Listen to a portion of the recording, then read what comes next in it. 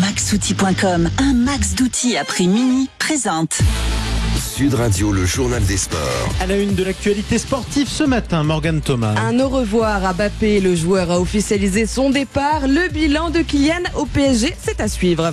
Il faudra attendre demain pour retrouver la Ligue 1 tout de même, et en Ligue 2, Auxerre champion et Saint-Etienne fait grise mine. Et d'abord, un au revoir, vous le disiez, celui de Kylian Mbappé au PSG. Il a officialisé son départ hier. Il jouera son dernier match parisien demain face à Toulouse. Et s'il n'a pas acté son arrivée au Real Madrid, il a voulu rendre hommage au PSG et à ses supporters. On l'écoute. Salut à tous, c'est Kylian. Depuis le temps, j'avais toujours dit que j'allais m'adresser à vous quand le moment serait venu. Beaucoup d'émotions, beaucoup d'années où j'ai eu la chance et l'immense honneur de faire partie du plus grand club de France. L'un des meilleurs du monde. C'est difficile et bien sûr, il y a des gens que je voudrais remercier par-dessus tout, c'est les supporters. Je sais que je suis pas le joueur le plus démonstratif, j'ai pas toujours été à la hauteur de l'amour que vous m'avez donné pendant 7 ans, mais j'ai jamais voulu tricher, j'ai toujours voulu être performant. Merci à tous, j'espère qu'on va finir cette année avec un dernier trophée. Ici c'est Paris et au revoir.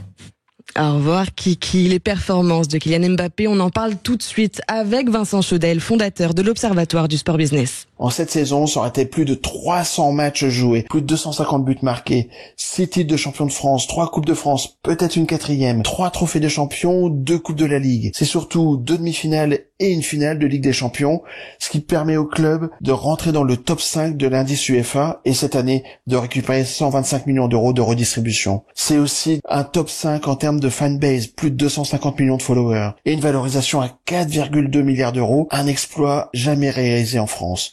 C'est aussi 400 millions d'euros de contrats sponsoring qui seront toujours là malgré le départ de Mbappé puisque ce sont des contrats pluriannuels. Bref, le club a désormais de quoi continuer à rêver plus grand et donc de dire merci Kylian et bonne continuation. C'est clair, bilan impressionnant. Merci Vincent Chaudel. En Ligue 1 et dans l'ouverture de l'avant-dernière journée hier, Brest tenu en échec par Reims, un partout. Les Bretons, toujours 3e, sont sous la menace de Lille. Nice, de son côté, a validé son ticket pour l'Europe après sa victoire contre le Havre, 1-0. Rendez-vous demain pour le multiplex, c'est à 21h. Lille joue à Nantes, Metz 16e veut battre Strasbourg. Montpellier reçoit le 2e Monaco. Lorient va à Marseille. Rennes accueille Lens. Et on en parlait, Toulouse joue au Parc des Princes contre le PSG. Effectivement, et ce sera le dernier match au parc de Kylian Mbappé. C'est ce qu'il disait, justement. Allez, le multiplex de Ligue 2 maintenant. C'est toujours du football. C'était hier, Morgane. Et Auxerre, sacré champion malgré le match nul sur la pelouse d'Amiens. Saint-Etienne tenu en échec par Rodez, 1 partout. Les Stéphanois repassent donc derrière Angers. Désolé Jean-Marie, après la victoire dans les dernières minutes sur Annecy, 2-1.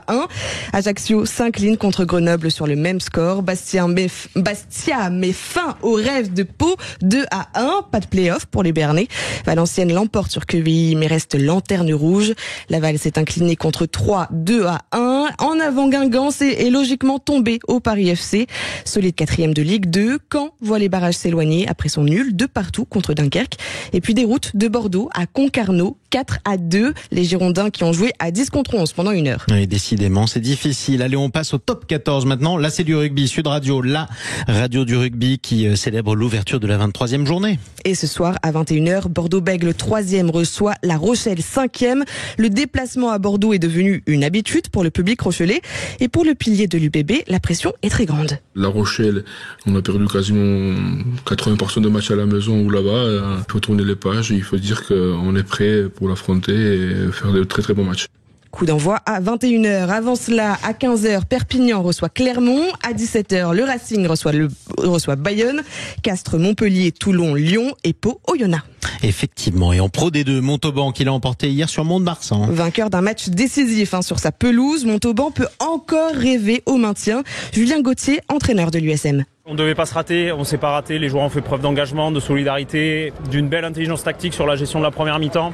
Quelques déchets bien sûr, mais voilà, on a fait le taf. Maintenant on a un match à préparer, on a un match salvateur à aller chercher à Aurillac. Il faut venir nous soutenir à Aurillac, on aura besoin de tout le monde. on est vivant. Ils sont coriaces du côté de Sapiac.